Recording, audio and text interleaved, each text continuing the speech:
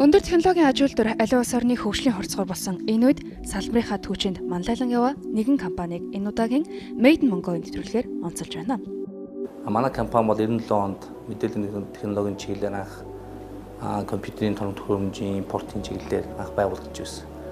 Одоо тэрнээс хойш бол компани одоо энэ хөгжлийн явцад бол технологийн бас өөрчлөлтөө уялдаад манай бизнесийн цар хүрээ яванд өргөжж байгаа л да.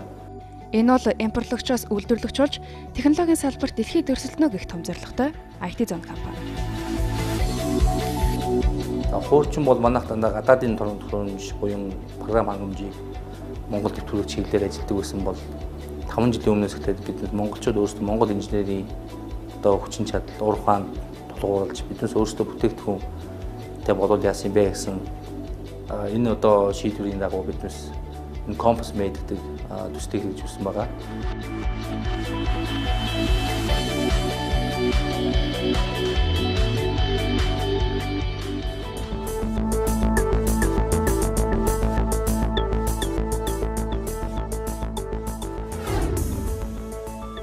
ITZone компани явд 2013 оны априлаар компани борлуулалт нэг 51 тэрбум төгрөгөөр хэмжиж байсан. Ийм үзүүлэлтээр гарсан яг зах зээлийн хэдэн хувийг өнөөдөр ITZone компани бүрдүүлж байгаа бол ер нь яг мэдээллийн технологийн салбар зах зээл маань ер нь хэр өргөжж чинь. Мэдээллийн технологийн зах зээл бол маш их хэрэглээд болж байгаа гэдэг нь бол хувь хүн болон бизнесүүдэд бол маш илт байгаа тийм ээ. Одоо social network-аас ахуулаад гар утасны хэрэглээ ямар байна, гар утсан дээр явж байгаа мэдээллийн технологийн софтвер програмууд ямар болж байна. Манай Монгол улсад ч гэсэндээ одоо бас компаниудын мэдээллийн технологийн хэрэглээ бол асар хурдтай хөгжиж байгаа. За энэ одоо эрэлт хэрэгцээ шаардлагыг хангах мэргэжлийн боловсон хүчин болон сайн компани бас байх ёстой. Алин болгон биднээс бас гадаадын хүмүүсийн агаалыг харж явах ёстой гэдэг ч юм уу. Тийм учраас бол ITZone компанийн хувьд бол зөрөгтэйгээр шинэ одоо үүсэж байгаа хэрэглээнд рүү бизнесийнхаа үйл ажиллагааг бол өөртгөж тийшээ хөрөнгө оруулалтыг хийж ирсээр байгаа. За үүний одоо хамгийн сүүлийн жишээг аваад үзэх юм бол илүү програм хангамжийн чиглэл рүү маш олон одоо хөрөнгө оруулалтыг болон хүн хүчийг бол одоо ажиллуулж байна. Оюун буюу одоо гадаад үйлдвэрсэн захиалгаар үйлдвэрлэх модельийг ашиглаж яваад байгаа. Энэ юу гэсэн үг вэ гэхээр хэрэглэгчдийн шаардлагыг хангаж байгаад яг Монголын хэрэглэгч нарт ямар одоо үнэтэй, ямар чанартай бүтээгдэхүүн нийлүүлвэл тэд маань хүлээж аваад хэрэглэх вэ гэдэг дээр судалгаа хийгээд гадаадд захиалгаар үйлдвэрлээд нийлүүлж байгаа юм асуудал явж байгаа. Энэ бол үйлдвэрлэлөөр орчин үеийн үйлдвэрлэлөөр өөрөө маш том хэмжээгээр явагддаг болсон шүү дээ. Зөвхөн одоо тухайн одоо зах зээлээр нийлүүлэх биш, глобал зах зээлээр нийлүүлж байгаа учраас тэрний economies of scale гэж ярьдаг тийм ээ. Тэр монголоор юу гэж орчуулсан бэлээ да. Тэр маш ихээр нь үйлдвэрлэж өртгийг бууруулдаг. Энэ одоо бизнес модель явж байгаа учраас Монголд бол доохондоо тоног төхөөрөмж үйлдвэрлэх болцоо маш хязгаарлалт байж байгаа. Бүр үнэхээр маш онлайн төвчний ч гэдэг юм, үнэхээр маш нарийн одоо яг талантууд хийдэг бизнесийг л бодож олж алгоритм зохиох төвчний бизнесийг Монголдо хийнэ үхээс биш үйлдвэрлэл явуулах асуудал бол хэцүү, хязгаарлалт болцоо маш ховор. Харин програм хангамж буюу яг цэвэр оюунаараа бүтээж байгаа үйлдвэрлэлийг хөгжүүлэх бүрэн бололцоо Монголд байж байгаа. Тийм учраас энэ програм хангамжийн салбарыг төр засаг түрүүнд ярьсан төр засгийн зүгээс тодорхой бодлоготойгоор тодорхой одоо классик хэлбэрээр ч гэдэг юм уу татврын одоо бодлогоор ч юм уу дэмжиж ингээд өгөх юм бол харин ч маш хурдан хугацаанд програм хангамжийн үйлдвэрээ дэлхийн зах зээлд гаргах болцоо харагдаж байгаа юм. Нэгэн тгээ гарсан хүмүүс бол дараагийнхаа мэдээж хөрөнгө оруулалтыг бол хийх нь гарцаагүй байх л та. Нэг талаас харах юм бол яг хин сэтгэгч энэ тэр хүнд боломж байгаа, хин шин санаа байгаа, тэрийг бизнесийн санаа болгоод хөгжүүлж чадж байна. Тэр хүнд боломж байгааг харах юм бол их нээлттэй зах зээл юм а гэж харж болох уу? Ер нь бол тийм. Ер нь бол нээлттэй зах зээл. Одоо юу гэдэг штэ уул уурхаач гэдэг юм уу? Тэр уул уурхаа бол бас манайх зөвхөн урагшаага экспортлно гэдэг нэг төмөр замаар явж штэ тийм ээ. Жишээлбэл одоо тэр гарц нь өөрөө бол одоо нэг л байх жишээтэй тийм. Мэдээллийн технологи бол тийм гарц хил хязгаар гэж байдгүй л тийм. Ерөнхийдөө зохион бүтээсэн яасан одоо тийм бий болгосон инновац бүтээгдэхүүнийг бол ямар зах зээлээр гаргахад болцоотой байж идэг. За компаниуд хөрөнгөний бирждээ ч гэдэг юм уу Хонконгийн хөрөнгөний бирж, Лондонгийн хөрөнгөний бирждээ жишээлбэл хувьцаа босгодог гэж ярьдаг. Програм хангамжийг бол App Store, Play Store ч гэдэг юм уу янз бүрийн сторд тавихад бол тэр бол дэлхийд даяар маш хурдан тарах болцоо байж идэг. Тэгээд ч одоо ер нь Монголын залуучууд гадагш байгаа Америк ч юм уу Silicon Valley-д маш олон залуучууд явж байна л да. Тэднээс бол мэдээж юм авчирна. Тэгээд залуучууд маань төсөөд ирнэ. Эсвэл тэнцээ бол стартап байгуулна. Энэ эхлэл гэдэг юм маань маш их чухал. Тэгээд Монгол залуучууд ямар сэргэлэн билээ тийм ээ? Ямар одоо бүтээлч креатив билээ. Тэгэхээр тэндээс бол юм гарах бол маш тодорхой. Саяхан би Литв улсын нэг компанид агуулж туршлага судалж ирсэн. Литв бол яг 3 сая хүнтэй. Гэхдээ нийт одоо дотоодын нийт бүтээгдэхүүн 10-аас 20% баг софтверээс олдог гэж сонссон. Тэгэхээр тэр бол 3 сая хүнтэй мөртлөө яаж тэр технологиг хөгжүүлсэн байна. Тэр ойр хавийнхын зах зээл дээр нь өөрөө зах зээлтэй их ойрхон байгаа. Дээрээс нь софтвер ч өөрөө олон түвшний софтвер бий л дээ. Илүү бага түвшний софтвер гэдэг том янз янзын софтвер байдаг. Тэр Литвийн гаргасан стратеги нэг сонирхолтой санагдаж байгаа. Бид том юм байж авахаас эхлээд хялбархан жижигхэн бизнес автоматжуулалтын шийдлүүд, жишээлбэл саяны компас менеж гэдэг ийм шийдлүүдээс эхлээд тэгээд цаашаага шатчтаар явдаг ийм болцоотой юм байна. Тэгээд тэнд бол маш олон софтвер компаниуд үүж байна. Болгар улс үүж байна. Болгар улс бол мөн 5-6 сая хүнтэй баг. Тэгээд ер нь бол мэдээллийн технологи асар олон компаниудыг гаргасан байж байна. Тэрүүгээр маш их экспорт ингээд хийдэг болсон байж байгаа. Тийм учраас энэ дээр бол манай Монгол бол тэнтээс ялгаа байхгүй болцоо бол харагдаж байгаа л да. Технологийн салбарын үйлдвэрлэгч болж Монголдо бүтээх сэтгэл анх Compass Mate-с эхэлсэн байна. Шинэ хандлагыг дагаж зоригтой алхам хийсэн нь дараагийн олон програм бүтээх эхлэл болжээ. Яг манай програмыг ашигладаг одоо манай нэгэн хэрэглэгч байгаа. Ашигласнаас 8 сарын дараа 120 сая төгрөгийн хэмнэлтийг өөрсдөө хийсэн байж байна. Зөвхөн 60 машин дээр.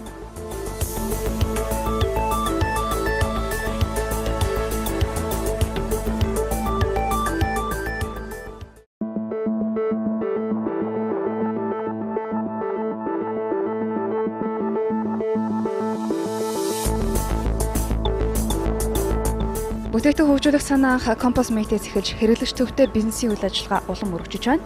Шинээр бий болж байгаа хэрэглээ хандлага руу хамгийн идэвхтэй зоригтойгоор хөрөнгө оруулалт хийж ирсэн нь компани борлуулалтыг жилдээ 5 тэрбум төгрөгөөр нэмэгдэхэд гол нөлөө үзүүлжээ. Энэ бол GPS энэ машины тээврийн хэрэгслийн бүртгэл болон одоо энэ трекинг систем гэж ярьж байгаа. Энэ систем маань өөрөө дэлхий дээр маш шинэ гарч иж байгаа энэ бизнес байгаа л да. Ер нь бол яг энэ чиглэлээр бол дэлхийд дээр хүчтэй өрсөлдөгч нь бол тийм олон биш байгаа. Ер нь бол програм хангамжийн хийсэн компаниуд гэвэл ер нь ITZone, Болгарч гэдэг юм уу, бид судалгаа хийж явахад Латв гэдэг юм уу, манай одоо улстай их төстэй хүн амтай технологийн хувьд ч гэдэг юм уу, тийм айхтар өндөр хөгжсөн тийм одоо бүтээгдэхүүн байгаагүй. Тийм учраас биднээс тэр одоо зах зээл дээр яг өрсөлдөх юм бол биднээсийн хувьд бол цунгуу болцоотой байна гэсэн шийдвэрийн үндсэн дээр энэ зах зээлийг бүтээгдэхүүнээ сонгож аваад хөгжүүлэлтээ эхлүүлсэн. Compass Mate шиг энэ төрлийн бүтээгдэхүүнүүдийг яг хизэнээс зах зээл дээр нэвтрүүлв. Яг ямар учраас энэ бүтээгдэхүүнийг зах зээл дээр нэвтрүүлэх болсон бол? Анх ITZone компани өгч бэс буюу объектын байршилт тогтоох системийг 2008 оноос хойш Монголын зах зээл дээр тээврийн хэрэгсэл хөдөлдөг аж ахуй нэгж байгууллагуудад ерөнхийдөө зориулж оруулсан ба. За уг шалтгаан гэх юм бол мэдээж байгууллагууд өөрсдийнхөө тээврийн хэрэгслийн машины статус буюу тэр ямар төрлийн төлөв ширгэлж байгаа цагт хэдэн километр явж байгаа гэх мэтчлэн мэдээллийг авахаас эхэлсэн байна. Тэгээд цаашдаа тухайн жолооч, ажилчид хүмүүс тухайн тээврийн хэрэгсэлтэй хэрэг харьцаж байгаа. Эсвэл манай жолооч тухайн тээврийн хэрэгслийг барьж байхдаа аюулгүй төвшнийг хэр ашиглаж байгаа. Тэр төвшнийгээ стандартыг хэр мөрдөж байгаа гэдэг талаас ерөнхийдөө үнсэж оруулж ирсэн байна. Тэгээд 8 оноос хойш бид ерөнхийдөө гадаад програмыг ашигладаг байж байгаад тэгээд 11 оноос хойш ерөнхийдөө өөрсдөө энэ Compass Mate гэдэг програмыг манай software house-ийнхан өөрсдөө хөгжүүлж эхэлсэн байна. Өдөө бол хөгжүүлэлт маань ерөнхийдөө тасраагүй. Өмнөх бодлоос илүү шинжлэгдсэн байдлаар хэрэглэгчдэд улам шинжлэгдэж хурж байгаа. Тэгвэл магадгүй бас ингээд 8 оноос тасралтгүй хөгжүүлж байгаа гэдэг чинь цаашдаа бас энэ програм маань яаж хөгжих бол магадгүй тээврийн хэрэгслээр одоо GPS суулгаад мэдээллийг авч болж байгаа юм чинь магадгүй хөдөлгөөнт офис хөдөлгөөнт офис дээр заавал нэг ажилтан ажлын байран дээр суугаад хийгээд авахгүйгээр тухайн хаач ажиллаж болно те хамгийн гол нь бүтээмжийг нь тоосдог ч юм уу энэ төрлийн үйлчлэгээ нэвтрүүлэх боломжтой болоо. Ер нь боломжтой байгаа. Одоохондоо бид нар хийцэн байгаа юм маань юу гэхээр өмнөх 11 оноос хойш 4 он хүртэл ерөнхийдөө яг машины байрлалыг бид нар хамгийн наривчлалтайгаар хамгийн бодит байдлаар наашгаад хүлээгээд хэрэглэгчтэй авдаг болгож байгаа. Одоо энэ маань илүү цаашаа хөгжөө тухайн машин гэдэг зүйлийг бүтнээр нь хараад эхэлсэн. Тухайн машинд хизээс хэлбэрийг засгаруулах боломжтой. Тухайн машины бензин хэдэн литр байгаа. Алс замд явж байгаа машин тэр талын мэдээллүүд байнга шидэж байна гэдэг маань тэр нь эргээд нөгөө хяналтыг нь илүү сайн болгоод байна гэсэн үг. Тухайн хяналт сайжруулснаар юу гэхээр гарч байгаа зардал үр дүнгээ манай хүмүүс илүү сайн тооцох боломжтой гэсэн үг. Яг манай програмыг ашигладаг одоо манай нэгэн хэрэглэгч байгаа. Ашигласнаас 8 сарын дараа 120 сая төгрөгийн хэмнэлтийг өөрсдөө хийсэн байж байна. Зөвхөн 60 машин дээр.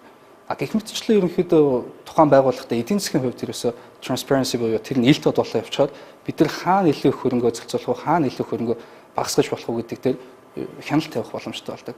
Мөн энэ систем маань илүү цаашаа хөгжөөд одоо хүн дээр хүртэл орж ирж болно гэсэн. Тухайн хүн маань хаа явж байна те. Яг таны сайн хэлдэг шиг офис дээр хөдөлгөөнт офис дээр тухайн хүн маань хаагууд явж байна гэдэг бодит мэдээллийг авснараа тухайн хүмүүстэй өгөх мэдээлэл нь өөр илүү чанартай болж байна. Тухайн хүмүүст өгөх чиглэл нь өөр илүү чанартай болж байна гэсэн.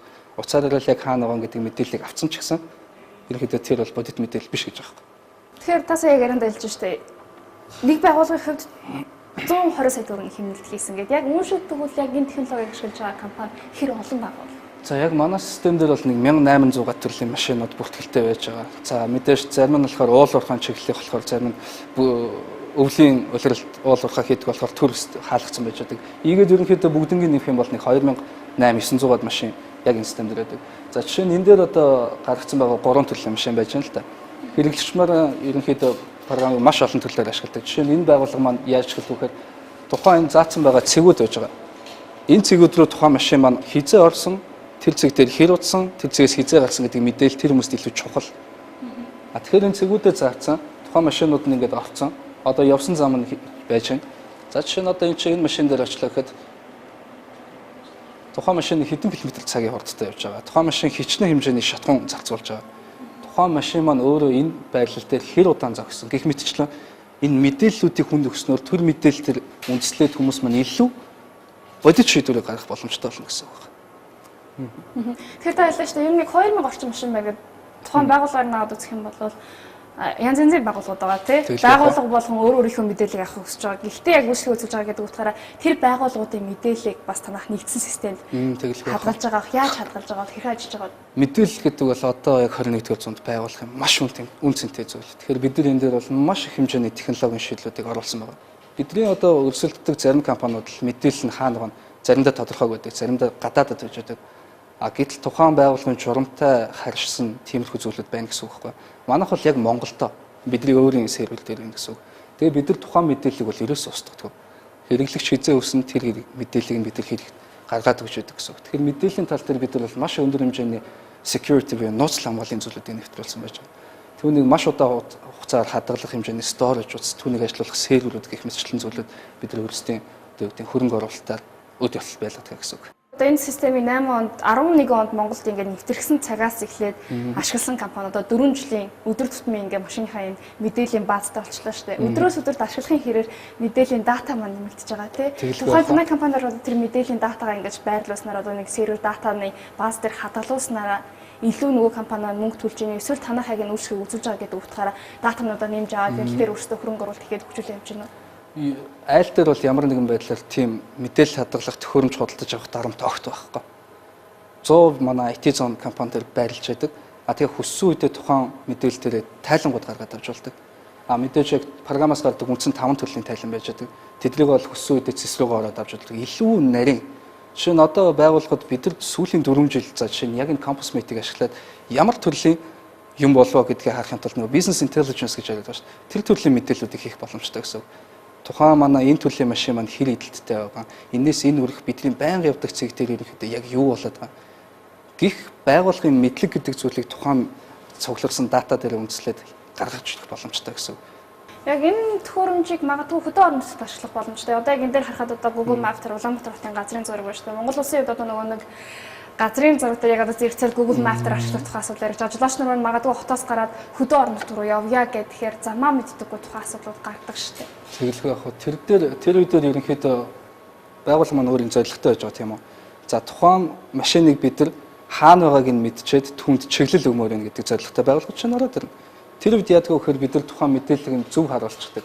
Тэгээд нөгөө жолооч маань яадаг вэ гэхээр өөрөө бас машинаас мессеж хийх боломжтой. За би төөрчлөө.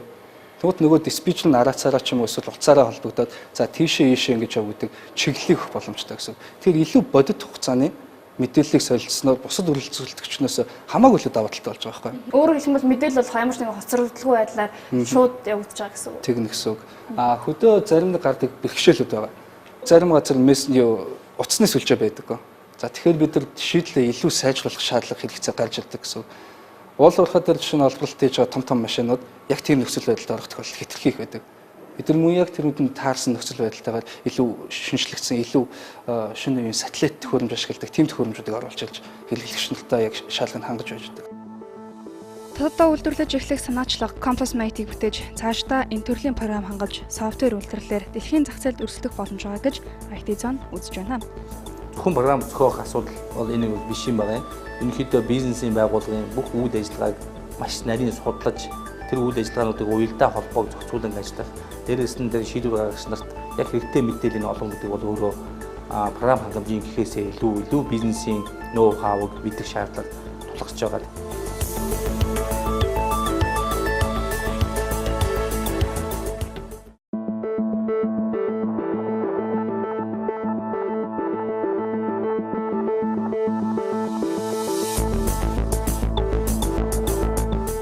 Технологийн салбарын үйлдвэрлэгчид жижиг зах зээлд үйлдвэрлэл явуулах чадварлаг боловсон хүчнээ технологийн төвчдөд алдах зэрэг бэрхшээл байдгийг ITZone компани удирдлага хэлж байлаа. Гэхдээ цэвэр оюуны үйлдвэрлэл явагдаж байгаа гэдэг утгаараа хэн сэтгэж байна? Түүнд дэлхийд өрсөлдөх хязгааргүй боломж байдгийг ч мөн онцолж байсан юм а. Анх ITZone яг үйл ажиллагаа эхлүүлжсэнтэй харьцуулахад одоо яг энэ технологийн гарааны компаниуд их олон болсон байна шүү дээ. Зах зээл дээр өрсөлдөөн их бий болсон байна. Эднийг зах зээл дээр бэхжүүлэх магадгүй бас ирээдүйн Apple шиг ийм томоохон технологийн компани бий болохын тулд юун дээр анхаарах хэрэгтэй бол бид юу гэж харддаг вэ гэхээр програм хангамжийн үйлдвэрлэлийг бол дотооддоо өрсөлдөд байх нэр биш гэж үзэж байгаа. Энэ бид бол дотооддоо өрсөлдөж нэг нэгнтэйгээ өрсөлдөөнийг үүсгэх гэхээсээ илүү бид бол гадагшаагаа бол нийлээд гадныхантаа өрсөлдөх чухал юм а гэдэг тийм зорилгыг харж байгаа. Тийм учраас Монголын програм хангамжийн холбоо гэж байгуулсан байдаг МОСА гэдэг. Энэ байгууллага дээр энэ одоо олон төрлийн бус байгууллага дээр юу яригддаг вэ гэхээр компани зүгээс манай компани зүгээс гэвэл хоорондоо хамтарч ажиллая. Дундаасаа бүгдээрээ нийлж гадны зах зээл дээр хэрхэн өрсөлдөх стратеги боловсруулъя гэдэг чиглэл рүү саналуудаа хэлж явж байгаа. Тэгэхээр цаашдаа бол бидний амбиц бол яг тийм гадны зах зээл рүү бүтээгдэхүүн экспортлох тийм ээ. Гадны зах зээлийн дээр одоо өөрсдийн бүтээгдэхүүнээр ажиллах бас гол зорилго байна. Гэхдээ тэр хүртэл маш их одоо мэдээж даваа хүндрэл бэрхшээлүүд бий. Ер нь бол яг биднээсийн тулгарч байгаа гол асуудал гэвэл манай зах зээл их жижигхэн байдаг. Монголын зах зээл хатсангүй жижигхэн байдаг учраас компаниуд маань томорч чаддаг. Дээрээс нь манай софтверийн асуудал өөрөө нэг хуучин уламжлалт юу гэж боддог вэ гэхээр програм хангамж бол үнэгүй байдаг. Бүх юм нэг крактн гэж ярьдаг тийм ээ. Хулгаагаар хэрэгэлдэг оюуны өмчийн асуудал хатсангүй сул учраас програм хангамжийн үнэлгээ маш бага байдаг байхгүй юу. Програм хангамжид бол маш их хүний хүч хөдөлмөрөөр бүрддэг юм а гэдгийг харуулахын тулд манай компани хувьд бол ингээд софтвер хаус буюу ингээд програм хангамжийн үйлдвэрлэлийг хэрхэн явуулдаг одоо яг цэвэр моделийг гаргахыг хичээж одоо энэ манай энэ програм хангамжийн офис манай энэ програм хангамжийн бизнесийг тусдаа ингэж гарч хэрэглэгчдэд таниулж ойлгуулж тэднээсээ бас боловсролд нэмэр болох үүднээс хөрөнгө оруулалтуудад чиглэж ажиллаж байгаа гэсэн. Викторийг одоо компани software house дээр зогсож байна. Яг нэг програмыг хийхэд цаана хэр олон программистууд ажилладаг юм бол?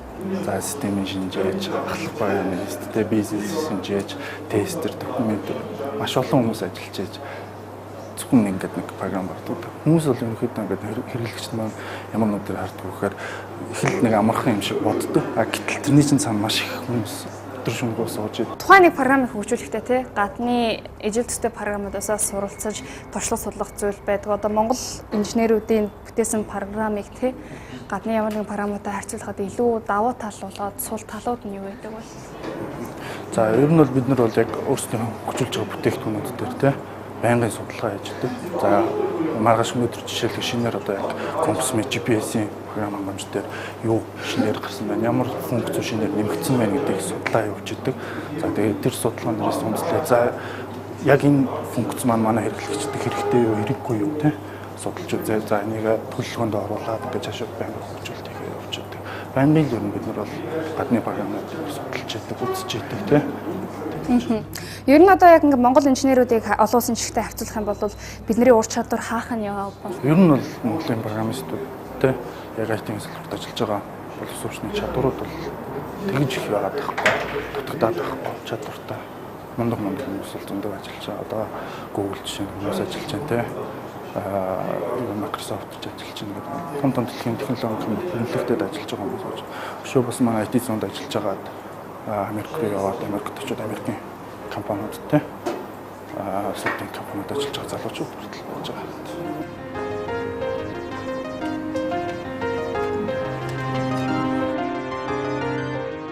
Програм зохион гэдэг хурууны үзээрээр хийх ажил биш гэдгийг ITZone компани системийн шинжээч хэлж байлаа. Зах зээл дээр бат орших програм зохиохын тулд нийт ажлынхаа 30-40% бизнес санаа хөгжүүлэхэд зарцуулдаг байна.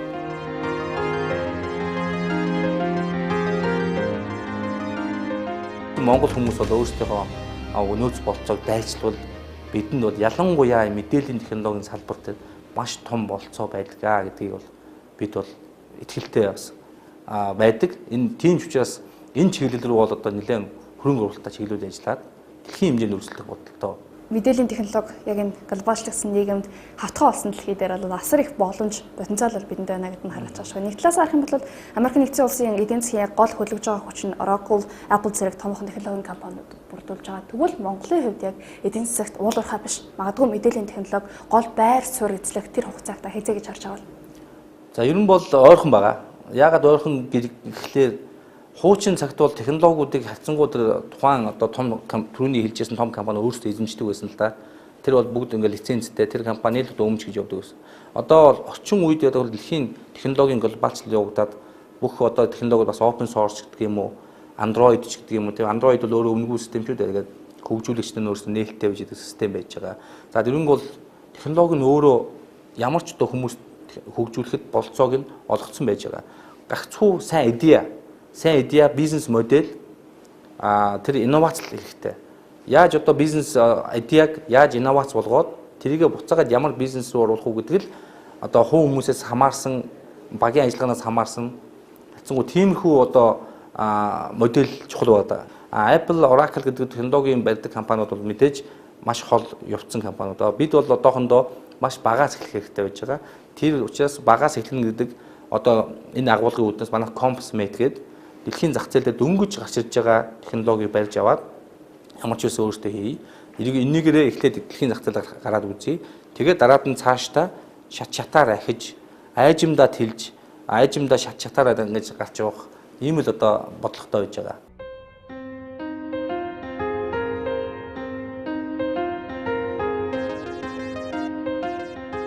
Монголын анхны ухаалаг гаруутас Монгол сонрыг зах зээлд танилцуулсан ITZone компани Green ERP, CompsMate зэрэг 10 гаруй програм хангамжийг дотооддоо боловсруулан гаргаж, систем интеграц, автоматжуулалтын 100 гаруй системүүдийг амжилттай нэвтрүүлэн ажиллаж байна. Ингэснээр тэд өнгөрсөн онд 51 тэрбум төгрөгийн борлуулалт хийж чаджээ. Ер нь бол яг компьютер томд хөрөмжийг ингээд импортлоод хэрэглэгчид хүргэх бол хайцсангүй бол тий одоо манай Монголд бол үйлчлэгийн салбар өндөр хөгжсөн шүү дээ. Хацсангүй бол хэлбархан гэж үзэж байгаа. Яг програм хангамжийг зохион бүтээгээд тэрийг бизнес хэрэглээ болгоно гэдэг асуудал бол өөрөө маш одоо complicated асуудал, маш одоо амаргүй асуудал байгаа л да. Зөвхөн програм зохиох асуудал бол энэ бол биш юм байгаа.